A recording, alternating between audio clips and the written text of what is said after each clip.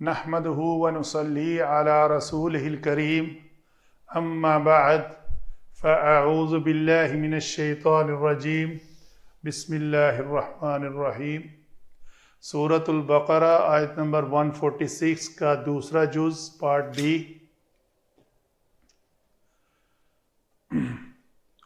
وَإِنَّ فَرِيقًا مِّنْهُمْ لَيَكْتُمُونَ الْحَقَّ وَهُمْ يَعْلَمُونَ۔ تو نون مشدد جب بھی آئے گناہ کریں گے۔ فریقاً کی تنوین کے بعد یرملون میں سے میم ہے تو اس کا یہاں پہ ادغام ہوگا، ادغام ناقص۔ لیکتمون، یکتمون، کاف ایک ایسا حرف ہے جس کے اوپر آواز اور سانس دونوں بند کر لی جاتی ہیں اپنے مخرج پہ آ کر۔ اگر چھوڑیں گے تو وہ قلقلہ کی مشابہت ہوگی، وہ غلط ہو جائے گا۔ یکتمون نہیں کرنا، لیکتمون، لیکتمون۔ آگے چلتے ہیں۔ علم صرف پہلا ہی کلمہ واو ہے، واو استئنافیہ ہے۔ ان حرف مشبہ بالفعل ہے۔ فارا قاف مادہ سے فریقاً اسم ہوا۔ منہم، من حرف جارہ، ہم ضمیر مجرور متصل۔ لیکتمون میں لام، لام مزاحلقہ یا لام ابتدا دونوں نام ہیں اس کے۔ کاف تا میم مادہ سے نون سے آتا ہے کاتمہ یکتمو، کسی چیز کو چھپانا۔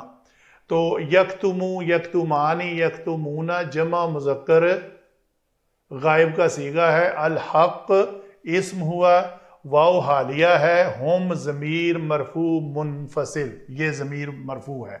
یعلمون عین لام مادہ سے باب علم یعلم، یہ باب سین سے آتا ہے، یہاں پہ غلطی ہوئی، سین۔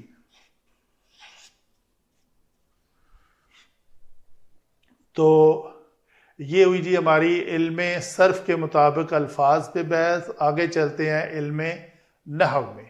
علم نحو میں ان حرف مشبہ بالفعل ہے، آپ کو پتہ ہے کہ ان کے بعد ایک اس کا اسم آتا ہے اور ایک اس کی خبر۔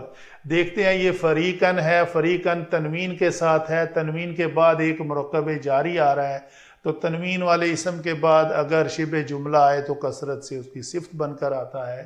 تو یہ فریقاً کی صفت ہے، وہ منہم ہے۔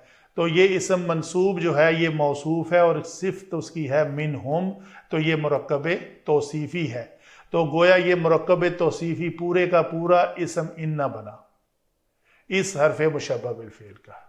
آگے لام، لام مزحلقہ، اس میں واو جو ہے یہ ضمیر مرفوع ہے اور یہ ذوالحال بھی ہے اور یہ فاعل بھی ہے۔ فاعل، اس فاعل کو ذوالحال کہنے سے مراد یہ ہے کہ آگے اس کا کوئی حال بھی آ رہا ہے، بتایا جائے گا کہ یہ کس حال میں ہے۔ تو وہ جو چھپاتے ہیں، چھپانے والے جو ہیں فاعل ہیں، ان کا اصل حال کیا ہے وہ اللہ تعالیٰ آگے بیان کر رہے ہیں۔ تو ذوالحال جو ہے یہاں پہ مرفوع ہو کر اس کا فاعل بنا، کاتمہ فعل ہوا اور مفعول بھی کیا ہے الحق کا۔ تو وہ چھپاتے ہیں، جان بوجھ کر چھپانے کی بات ہو رہی ہے، وہ حق کو چھپاتے ہیں۔ یہ واو حالیہ ہے، حالیہ کے بعد جو اسم، جو جملہ آتا ہے وہ کسی ذوالحال کا حال بیان کر رہا ہوتا ہے۔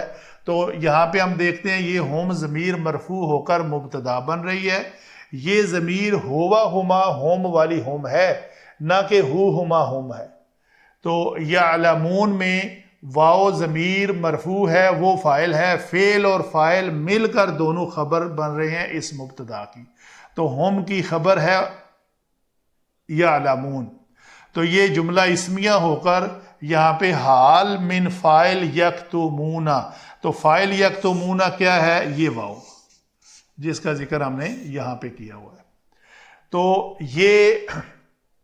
یہ جو جملہ ہے لیکتمون الحق وہم یعلمون، فعل فاعل مفعول بہ حال من فاعل یکتمون کے ساتھ مل کر خبر ان بن رہے ہیں۔ گویا پورا جو آیت کا حصہ ہے اسم ان اور خبر ان، اور یقیناً انہی میں سے ایک طبقہ حق کو جان بوجھ کر چھپا رہا ہے۔ یعنی انہی میں سے ایک طبقہ حق کو چھپا رہا ہے اس حال میں کہ وہ جانتے ہیں. تو وہ جانتے ہیں، وہ سب کے سب جانتے ہیں. تو یہ جاننے کا ترجمہ جو ہے جان بوجھ کر چھپا رہا ہے، اس طرح بامحاورہ ترجمہ کیا ہوا ہے علماء نے. اللہ تعالی ہمیں قرآن کو سمجھ کر اس کے اوپر عمل کرنے کی توفیق عطا فرمائے. وما علینا الا البلاغ.